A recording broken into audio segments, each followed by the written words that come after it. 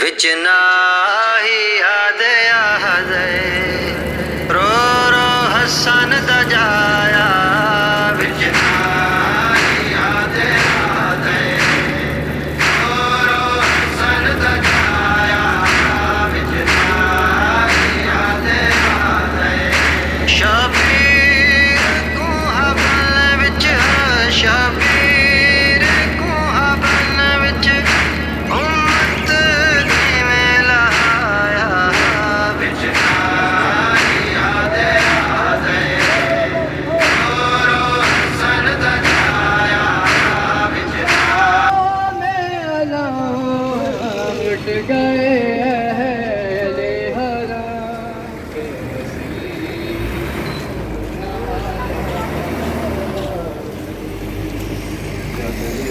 سر سے چھنی میں صدا دیتی رہی آیا دل کی اٹھاؤں میں کیسے تیرا لاشا اٹھاؤں میں کیسے اکبر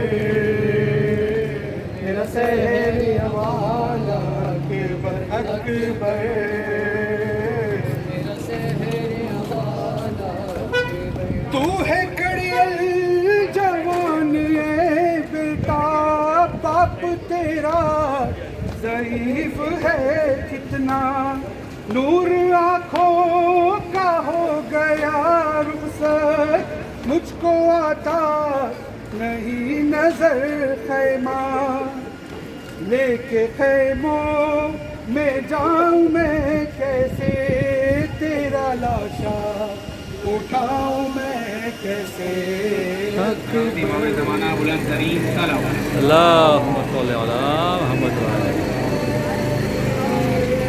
اعوذ باللہ من الشیطان اللعین الرجیم بسم اللہ الرحمن الرحیم وبہ نستعین وهو خیر معین رب اشرح لی صدری ویسر لی امری واحلل عقدۃ من لسانی یفقهوا قولی رب زدنی علما جس مقام پہ آپ موجود ہے اسے نہر القمہ کہا جاتا ہے. یہ بیسیکلی نہر فرات کے ساتھ متصل ہے اور اسے القمہ کہنے کی وجہ یہی ہے کہ اس کو نہر فرات سے نکال کے لایا گیا جس کی وجہ سے اس کو القمہ کہتے ہیں. القمہ کا معنی ہوتا ہے ایک شاخ کے معنی میں.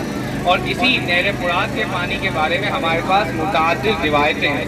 حتیٰ کہ بعض روایت نے کہا کہ نہر فرات وہ نہر ہے جسے جناب جبرائیل علیہ السلام نے خود تیار کیا. عراق کے اندر دو نہریں، ایک نہر فرات اور ایک نہر دجلہ. نہر فرات کو نہر مومن کہا گیا جبکہ نہر دجلہ کو نہر کافر کہا گیا. جب پوچھا گیا تو پتہ چلا کہ اللہ تعالیٰ نے دنیا خلق کرنے سے پہلے تمام اشیاء پر امیر کائنات علیہ السلام کی ولایت کو پیش کیا تھا. تو جس نے قبول کیا وہ مومن کہلایا. روایت نے کہا کہ اگر کوئی شخص نہر فرات کے پانی سے غسل کر کے حضرت عبداللہ علیہ السلام کی زیارت کے آتا ہے تو اس کے گناہ ایسے معاف ہو جاتے ہیں جیسے ابھی ایک بچہ اپنی ماں کی کوکھ سے پیدا ہوا ہو. یقیناً یہاں سننے والوں کے ذہن میں ایک سوال پیدا ہو رہا ہے کہ ہم اس فضیلت کو کیسے حاصل کریں. یہ یاد رہے کہ کربلا میں ابھی آپ جہاں مقیم ہیں تو کربلا میں جو آپ کو پانی میسر ہے غسل وغیرہ کے لیے وہ نہر فرات کا ہی پانی ہے. تو لہٰذا جتنے دن بھی آپ کربلا کے اندر ہے جب حضرت ابا عبداللہ علیہ السلام کی اجازت کے لیے جائیں تو کوشش کریں اس نہر فرات کے پانی سے غسل کرتے جائیں. صلوات پڑھیں محمد وعلی امام زمانہ علیہ السلام سے ملاقات. ایک چھوٹا سا واقعہ آپ کے سامنے کرو پھر انشاءاللہ ہم آگے چلیں گے. ایک شخص نے خواب میں امام عصر و زمان کو دیکھا اور وہ دیکھتا ہے کہ امام رو رہے ہیں. اس نے سوال کیا مولا آپ کیوں رو رہے ہیں؟ امام نے جواب نہیں دیا. وہ کہتا ہے کہ میں نے کہا کہ مولا کیا کربلا میں شہزادہ علی اکبر کے مصائب کو یاد کر کے رو رہے ہیں؟ کہا امام روتے جا رہے جواب نہیں دیتے. کہا میں نے پھر سوال کیا کہ کیا شہزادہ علی اصغر کے مصائب کو یاد کر کے رو رہے ہیں؟ کہا امام روتے جا رہے ہیں جواب نہیں دیتے. کہا یہاں تک کہ میں ایک ایک شہید کا نام لیتا گیا یہاں تک کہ میں نے کہا کہ مولا کیا آقا حسین کے مصائب کو یاد کر کے رو رہے ہیں؟ کہا امام اب بھی روئے جا رہے ہیں لیکن جواب نہیں دے رہے. کہا پھر امام نے جملہ کہا. امام کہتے ہیں میں اس وقت کو یاد کر کے رو رہا ہوں جب کوفہ و شام کے بازار میں زینب و کلثوم کو بے مکنا و چادر پھیلایا جا رہا تھا اور بیویوں کے لبوں پہ صرف ایک ہوگا تھی کہ مجھے کوئی مکنا و چادر لا کے. السلام علیکم موجود ہے اسے مقام امام جعفر صادق علیہ السلام کہا جاتا ہے۔ صلوات پڑھیں۔ رسول خدا صلی اللہ علیہ وآلہ وسلم سے ایک روایت ہے کہ رسول نے کہا تھا کہ میرے آنے والی نسل میں سے ایک جعفر ہوگا اور اسے تم جعفر صادق کہیں۔ کہا کیوں؟ کہا اس لیے کہ اس کے بعد ایک اور جعفر آئے گا اور وہ جعفر کذاب ہوگا۔ اور یہاں اشارہ امام حسن عسکری کے جو بھائی تھے جعفر کذاب جنہوں نے بعد میں امامت کا دعویٰ کیا اس طرف کیا گیا۔ امام جعفر صادق علیہ السلام کا جو دور تھا اور اس وقت امام محمد باقر علیہ السلام کا جو دور تھا یہ وہ دور ہے کہ جس میں بنو امیہ کا زوال اور بنو عباس عروج پہ آئے۔ اور اس زمانے میں جو علوی سادات تھے، اب آپ کو یاد رہے کہ بنو عباس بنی ہاشم کے خاندان میں سے یعنی امام جعفر صادق کے رشتہ دار ہوتے ہیں۔ اور کیسے ہوتے ہیں؟ رسول خدا کے ایک چچا ہے جن کا نام ہے عباس، آصف نے ان کا نام سنا ہے، اور ایک راوی ہمارے پاس جس کو اکثر ابن عباس کے نام سے کہا جاتا ہے، ابو عبداللہ ابن عباس۔ یہ جو بنو عباس ہے یہ جناب عباس کی نسل سے تھی، اور رسول خدا نے کہا تھا ان کو کہ ایک وقت آئے گا جب تمہاری نسل میری نسل کو قتل کرے۔ تو یہ بنو عباس اس زمانے میں عروج پہ آ رہے تھے، اور کس طریقے سے آئے کہ سادات علوی کو انہوں نے کہا کہ حکومت تمہارا حق ہے، لہذا تم حکومت کرو تو ہم تمہارے ساتھ ہیں۔ امام صادق علیہ السلام نے بہرحال کوئی خاص رضامندی نہیں دکھائی تھی، اور جب بنو عباس حکومت پہ آتے ہیں تو حکومت پہ آنے کے بعد سب سے پہلے سادات علوی کا قتل کیا جاتا ہے۔